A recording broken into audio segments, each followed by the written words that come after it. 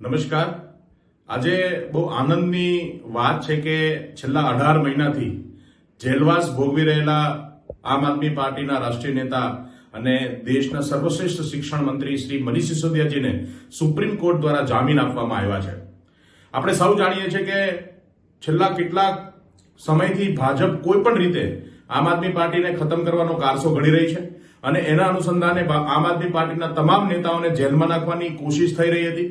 આજે તમામ કાયદાકીય ગતિવિધિઓ અને આટીઘૂટીઓને પાર કરી અને આમ આદમી પાર્ટી અને મનીષ સિસોદિયાજીને સુપ્રીમ કોર્ટમાંથી જામીન મળ્યા છે. ખૂબ આનંદની વાત છે. આમ આદમી પાર્ટી માટે ખૂબ આનંદની વાત છે અને દેશની રાજનીતિ માટે ખૂબ આનંદની વાત છે. કેમ કે જેમણે શિક્ષણની વાતો કરી છે, જેમણે સામાન્ય લોકોના પ્રશ્નોની વાતો કરી છે, જેમણે રાજનીતિને નવી દિશા આપી છે, એવા લોકોની ઉપર ભાજપે ખૂબ જ અત્યાચાર કર્યો છે. અમે પહેલેથી કહીએ છીએ કે આ જે લીકર સ્કેમના નામે જે અરવિંદજીને અને મનીષજીને જેલમાં નાખવાની કોશિશ છે એ માત્ર ને માત્ર ઉપજાવી કાઢેલી અને બનાવટી વાત છે.